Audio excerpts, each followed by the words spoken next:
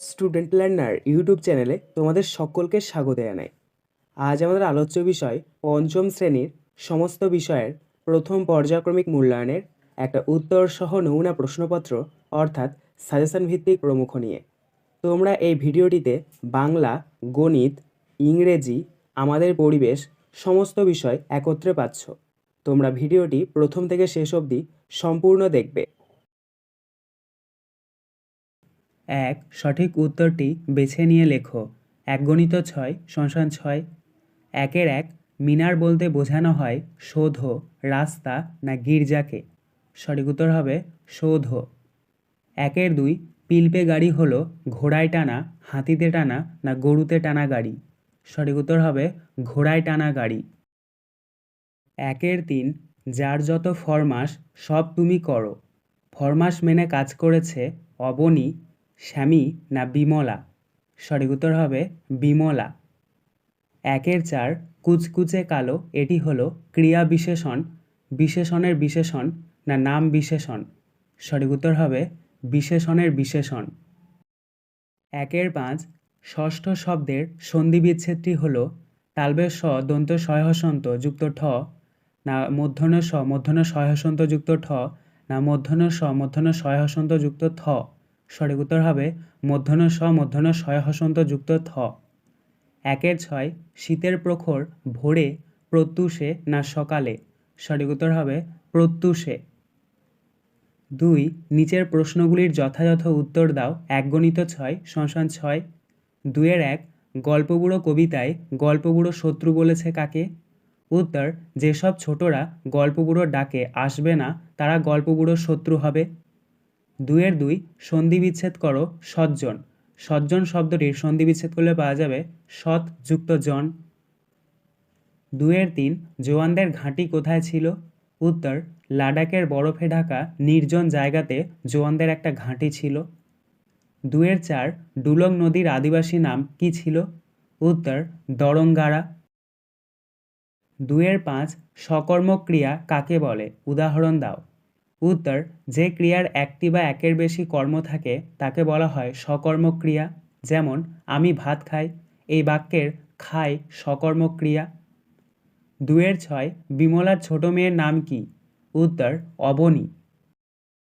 3, এলোমেলো বর্ণগুলিকে সাজিয়ে শব্দ তৈরি করো। 1×2 = 2।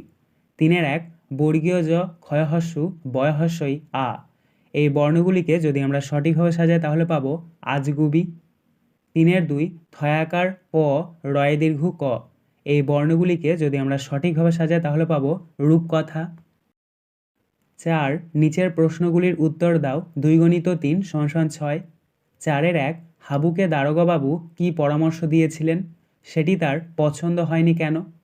উত্তর, হাবুর বিপদের কথা শুনে দারোগাবাবু হাবুকে ঘরের জানালা সবসময় খুলে রাখার পরামর্শ দিয়েছিলেন, তাতে ঘরের ভিতরের গন্ধ আর থাকবে না।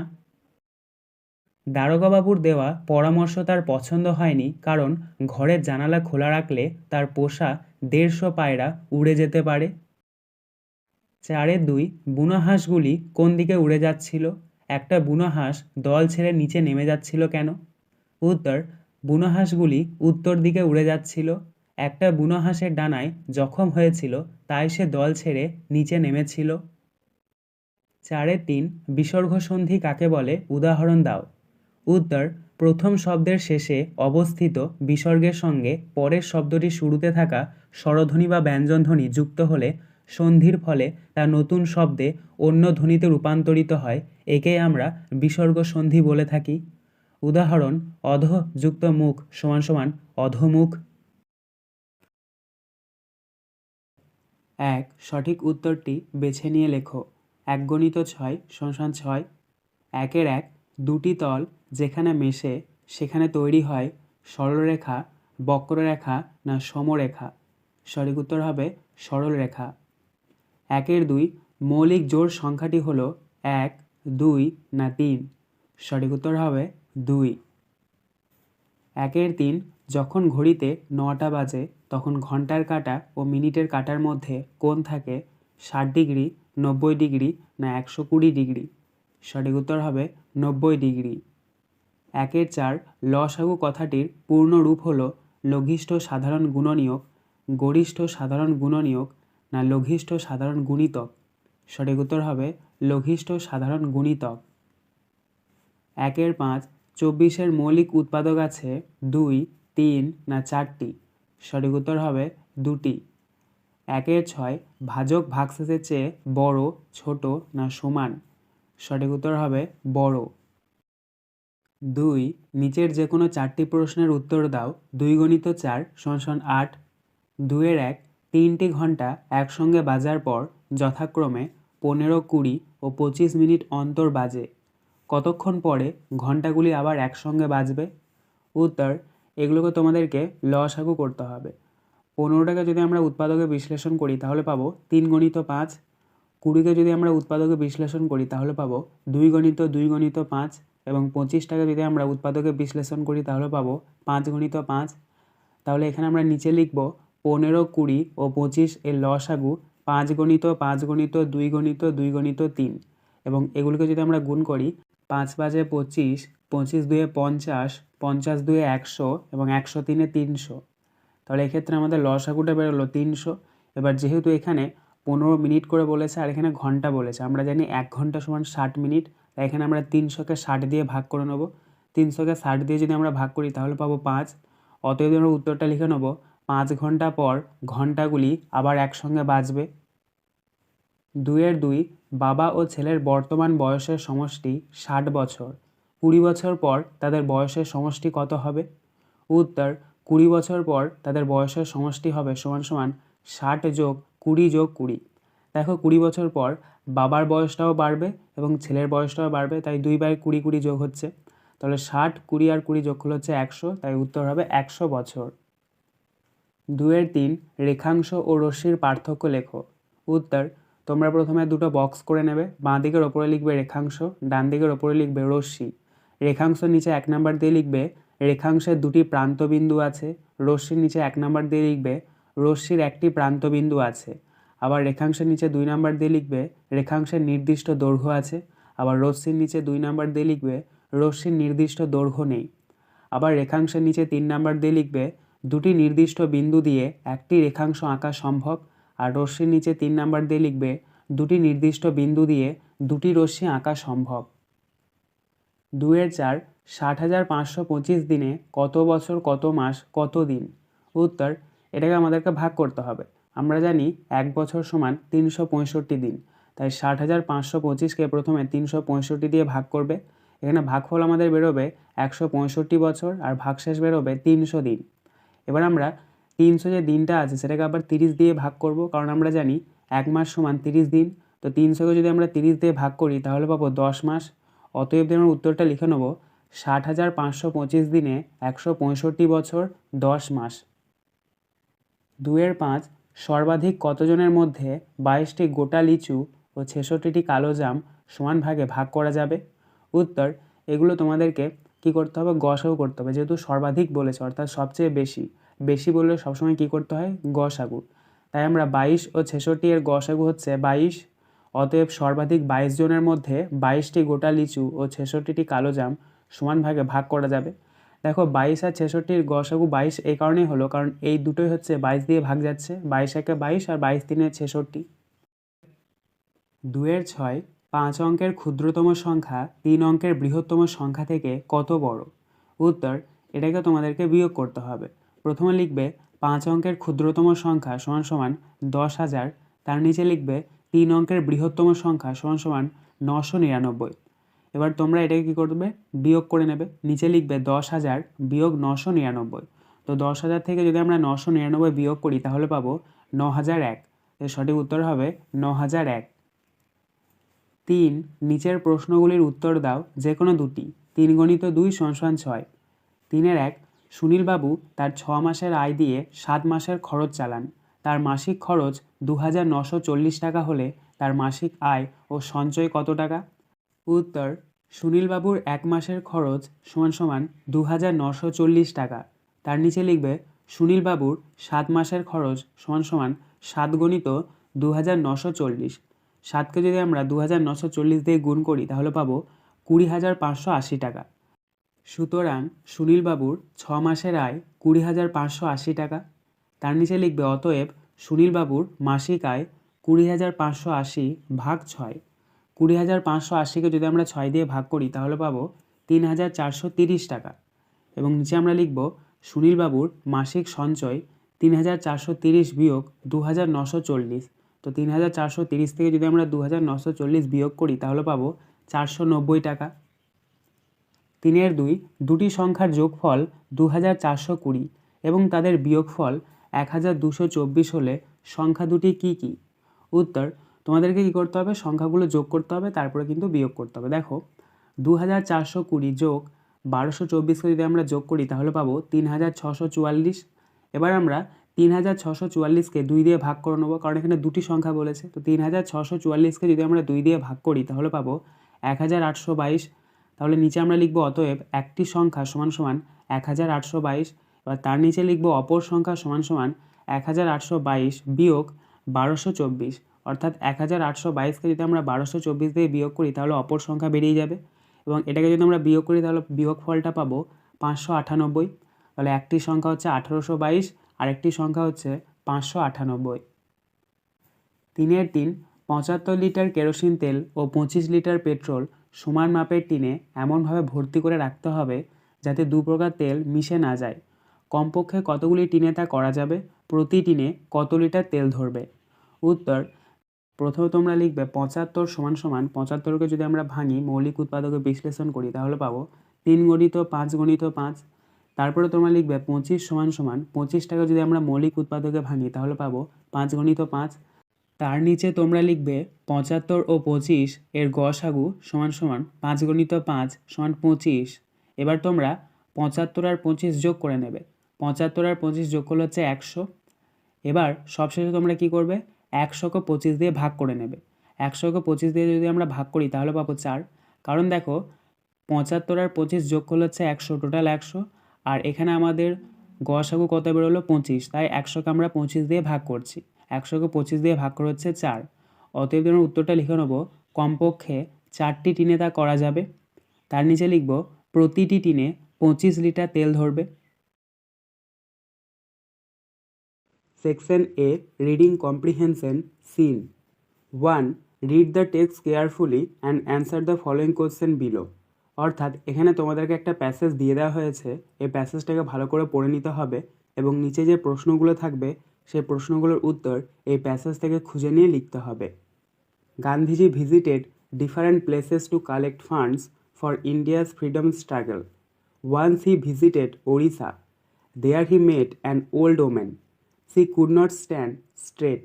Her hair was grey. Her sari was torn. She went near Gandhiji and touched his feet. Then she gave him a coin. Jamanal Baja's duty was to keep the funds. He asked Gandhiji for the coin, but Gandhiji refused. Jamanal was surprised. I keep thousands of rupees, Jamanal said. This coin is worth much more than those 1,000, Gandhiji told. If a man has luck, he can give 1,000 or 2, but this coin was perhaps all she had. What a great sacrifice. So I value this coin more than 1 crore of rupees, Gandhiji explained. He kept that coin with him forever. তো এটার বঙ্গানুবাদটা দেখে নাও। ভারতের স্বাধীনতা সংগ্রামের জন্য তহবিল সংগ্রহের জন্য গান্ধীজি বিভিন্ন স্থান পরিদর্শন করেন। একবার তিনি ওড়িশায় গিয়েছিলেন। সেখানে তিনি এক বৃদ্ধা মহিলার সাথে দেখা করেন। সে সোজা হয়ে দাঁড়াতে পারছিল না। তার চুল ছিল ধূসর, তার শাড়ি ছিঁড়ে গেছে। সে গান্ধীজির কাছে গিয়ে তার পা স্পর্শ করল। তারপর সে তাকে একটি মুদ্রা দিল। জামানাল বাজাজের দায়িত্ব ছিল তহবিল সংগ্রহ করা। তিনি গান্ধীজির কাছে মুদ্রাটি চাইলেন, কিন্তু গান্ধীজি তা দিতে প্রত্যাখ্যান করেন। জামানাল অবাক হলেন। জামানাল বললেন, আমি হাজার হাজার টাকার হিসাব রাখি। এই মুদ্রার মূল্য সে 1,000 টাকার চেয়েও অনেক বেশি। গান্ধীজি বললেন, যদি একজন মানুষের লাখ টাকা থাকে তাহলে সে 1,000 বা 2,000 অনায়াসে দিতে পারে, কিন্তু এই কয়েনটি হয়তো তার কাছে একমাত্র সম্বল ছিল। কত বড় ত্যাগ! তাই আমি এই মুদ্রার মূল্য 1 কোটি টাকাও বেশি মনে করি। গান্ধীজি ব্যাখ্যা করলেন, তিনি সেই মুদ্রা চিরকাল নিজের কাছে রেখেছিলেন। Answer the following question 1 into 5 equal to 5. 1. In which state did the woman live? অর্থাৎ মহিলাটি কোন রাজ্যে বাস করতেন? Answer the women lived in Odisha. অর্থাৎ মহিলাটি ওড়িশা রাজ্যে বাস করতেন। 2. What did he collect funds for? অর্থাৎ তিনি কিসের জন্য তহবিল সংগ্রহ করেছিলেন? Answer he collected funds for India's freedom struggle. অর্থাৎ তিনি স্বাধীনতা সংগ্রামের জন্য তহবিল সংগ্রহ করেছিলেন। 3. How did Gandhiji collect funds? অর্থাৎ গান্ধীজি কিভাবে তহবিল সংগ্রহ করেছিলেন? Answer Gandhiji collected funds from the people of different places he visited. অর্থাৎ গান্ধীজি বিভিন্ন জায়গায় পরিদর্শন করে তহবিল সংগ্রহ করেছিলেন। 4. Why did Gandhiji refuse to hand over the coin given by the old women to Jamnalal? অর্থাৎ গান্ধীজি কেন বৃদ্ধ মহিলার দেওয়া মুদ্রা জামান্নালের হাতে দিতে অস্বীকার করলেন? Answer because Gandhiji valued the coin more than a crore of rupees. অর্থাৎ কারণ গান্ধীজির কাছে ওই কয়েনটার মূল্য 1 কোটি টাকারও বেশি ছিল। 5. According to Gandhiji how was the coin worth much more than 1000? অর্থাৎ গান্ধীজির মতে মুদ্রাটির মূল্য 1000-এর চেয়েও অনেক বেশি ছিল কেন? Answer because the coin was perhaps all the old woman had. অর্থাৎ কারণ কয়েনটা ছিল ওই বৃদ্ধ মহিলার একমাত্র সম্বল। Section B, grammar and vocabulary. 2. Change the following singular numbers into plural numbers 1 into 5 equal to 5. অর্থাৎ সিঙ্গুলার থেকে তোমাদেরকে প্লুরাল নাম্বারে পরিবর্তন করতে হবে, এক বচন থেকে বহু বচনে। দেখো প্রথমে রয়েছে 1, PLACE প্লেস, তো এটার প্লুরাল নাম্বার লিখবে PLACES প্লেসেস। 2-এরটা দেখো WOMAN ওমেন, এটার প্লুরাল নাম্বার লিখবে WOMEN ওমেন। 3 নাম্বারটা দেখো SHC, এটার প্লুরাল নাম্বার লিখবে THEY দে। 4 নাম্বারটা দেখো KNIFE নাইফ, এটার প্লুরাল নাম্বার লিখবে KNIVES নাইভস। 5-এরটা দেখো DER ডিয়ার, এটার প্লুরাল নাম্বার লিখবে DER ডিয়ার, অর্থাৎ এটার কোনো পরিবর্তন হয় না। 3. fill in the blanks with words from the help box 1 into 4 equal to 4. অর্থাৎ শূন্যস্থানগুলি তোমাদেরকে হেল্প বক্স থেকে শব্দ বেছে নিয়ে পূরণ করতে হবে। প্রথম রয়েছে দেখো 1, Virat Kohli is my dash cricketer. এখানে আমরা প্রথম শূন্যস্থানে বসাবো FAVOURITE ফেভারিট, অর্থাৎ বিরাট কোহলি আমার প্রিয় ক্রিকেটার। 2-এরটা দেখো most people have sweet dash of childhood. এখানে আমরা দ্বিতীয় শূন্যস্থানে বসাবো MEMORIES মেমোরিজ, অর্থাৎ বেশিরভাগ মানুষেরই শৈশবকালের সুন্দর স্মৃতি রয়েছে। 3-এরটা দেখো Mister Roy is an dash teacher. এখানে আমরা তৃতীয় শূন্যস্থানে বসাবো EXCELLENT এক্সেলেন্ট, অর্থাৎ মিস্টার রয় ছিলেন একজন চমৎকার বা দুর্দান্ত টিচার। 4-এরটা দেখো the student could not dash the word correctly. এখানে আমরা চতুর্থ শূন্যস্থানে বসাবো PRONOUNCE প্রোনাউন্স, অর্থাৎ ছাত্রটি ঠিকমতো শব্দটা উচ্চারণ করতে পারছিল না। 3. separated the subject and predicate in the following sentence half into 2 equal to 1. অর্থাৎ এখানে তোমাদেরকে একটা সেন্টেন্স দিয়ে দেওয়া হয়েছে, সেই সেন্টেন্সের মধ্যে তোমাদেরকে সাবজেক্ট এবং প্রেডিকেট ভাগ করে লিখতে হবে। সাবজেক্ট অর্থাৎ উদ্দেশ্য আর প্রেডিকেট অর্থাৎ বিধেয়। দেখো প্রথম রয়েছে 1, the queen loved the garden. এখানে সাবজেক্ট হবে দ্য কুইন এবং প্রেডিকেট হবে লাভ দ্য গার্ডেন। 2-এরটা দেখো bees came and sat on the flowers. এখানে সাবজেক্ট হবে বিজ এবং প্রেডিকেট হবে came and sat on the flowers. 4. Change the gender of the following words half into 2 equal to 1। অর্থাৎ শব্দগুলোর gender পরিবর্তন করতে হবে বা লিঙ্গ পরিবর্তন। প্রথমে রয়েছে দেখো 1, মাদার ইন ল, এটার লিঙ্গ পরিবর্তন করলে পাওয়া যাবে ফাদার ইন ল। তারপরে 2-এরটা দেখো ডটার, এটা জেন্ডার পরিবর্তন করলে পাওয়া যাবে son. Section C, writing skill. 5, write 4 sentence about your school. অর্থাৎ তোমার স্কুল সম্পর্কে 4টে বাক্য লিখতে হবে। প্রশ্নের মান 4। Answer the name of my school is Kedarpur CB school. It is situated in the middle of our village. অর্থাৎ আমার স্কুলের নাম কেদারপুর সিবি স্কুল, তোমাদের যার নাম সেটা দেবে। এটা অবস্থিত আমাদের গ্রামের মধ্যখানে। Our school is a 2-story building and it has around 1500 students. অর্থাৎ আমাদের স্কুলটা দোতলা বিল্ডিংয়ের ওপর বিস্তৃত এবং এখানে 1500 মতো ছাত্রছাত্রী আছে। দেয়ার আর 20 টিচার্স ইন আওয়ার স্কুল। সেখানে আমাদের 20 জন শিক্ষক শিক্ষিকা আছে। The teachers teach us very well. শিক্ষকরা আমাদেরকে খুব সুন্দরভাবে শেখান। I love my school very much. আমি আমার স্কুলকে খুবই ভালোবাসি। এক, সঠিক উত্তরটি বেছে নিয়ে লেখো। 1 × 6 = 6। 1-1 মানবদেহের দীর্ঘতম হাড় হলো টিবিয়া, আলনা না ফিমার? সঠিক উত্তর হবে ফিমার। 1-2 হুঁক এবং সূচের মতো নখ দেখা যায় ঈগল, গরু না ছাগলে? সঠিক উত্তর হবে ঈগল। 1-3 একটি অমেরুদণ্ডী প্রাণী হলো রুই, মানুষ না চিংড়ি? সঠিক উত্তর হবে চিংড়ি। 1-4 মেলানিন থাকার জন্য চামড়ার রং সাদা, কালো না বাদামি হয়? সঠিক উত্তর হবে কালো। 1-5 কান থেকে কনুই পর্যন্ত হাড়কে বলে টিবিয়া, কশেরুকা না হিউমেরাস? সঠিক উত্তর হবে হিউমেরাস। 1-6 এঁটেল, দোআঁশ না পলি মাটির জল ধারণ ক্ষমতা সবচেয়ে বেশি? সঠিক উত্তর হবে এঁটেল মাটি। 2 শূন্যস্থান পূরণ করো। 1 × 4 = 4। 2-1 পালক, চুল এবং পশমের শিকড় শরীরের ড্যাশ স্তরে রয়েছে? সঠিক উত্তর হবে ভিতরের। 2-2 নখের রং ফ্যাকাশে হয়ে যায়, এটি ড্যাশের লক্ষণ? এখানে শূন্যস্থানে বসবে রক্তাল্পতা। 2-3 ঘরে তৈরি ওআরএস ড্যাশ দিয়ে তৈরি? এখানে শূন্যস্থানে বসবে নুন, চিনি ও জল। 2-4 ভারতীয় বাইসন ড্যাশ বনে পাওয়া যায়? এখানে শূন্যস্থানে বসবে জলদাপাড়া। 3 নিম্নলিখিত প্রশ্নের উত্তর দাও। 1 × 7 = 7। 3-1 কীভাবে পেশি শক্তিশালী করা যায়?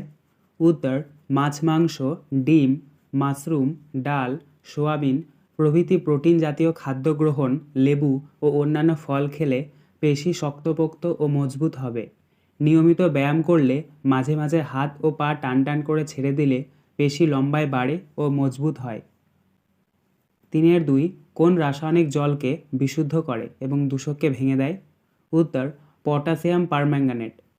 3-3 মাটির একটি সজীব জৈব উপাদানের নাম লেখো। উত্তর কেঁচো। 3-4 ওআরএস এর পুরো নাম কি? উত্তর ওরাল রিহাইড্রেশন সলিউশন। 3-5 কনুই থেকে কবজি পর্যন্ত হাড়কে কি বলে? উত্তর আলনা ও রেডিয়াস। 3-6 লিগামেন্ট কাকে বলে? উত্তর দেহের বিভিন্ন স্থানে হাড়গুলি দড়ির মতো একরকম জিনিস দিয়ে জোড়া থাকে, একে লিগামেন্ট বলে। 3-7 নখের রং কি? উত্তর গোলাপি। 4 একটি জলাশয় ও তার চারপাশের গাছপালার একটি চিত্র আঁকো। প্রশ্নের মান 3। তো তোমরা স্ক্রিনে দেখতে পাচ্ছ এই চিত্রটা তোমরা কিন্তু খুব সুন্দরভাবে খাতায় এঁকে নেবে এবং এটা তোমাদের বইয়ে আছে, তো তোমরা ভালো করে লক্ষ্য করো। আজকের আলোচনা পর্বটি এখানেই শেষ হলো। আশা করি ভিডিওটি তোমাদের ভালো লেগেছে। যদি ভালো লাগে একটা করে লাইক করে দিও। সবশেষে তোমাদের কাছে একটাই অনুরোধ, যারা এখনও পর্যন্ত আমাদের চ্যানেলটিকে সাবস্ক্রাইব করে উঠতে পারোনি তারা চ্যানেলটিকে সাবস্ক্রাইব করে পাশে থাকা নোটিফিকেশন বেলকে অল প্রেস করে নিও এই ধরনের নতুন নতুন ভিডিও পাওয়ার জন্য। ধন্যবাদ।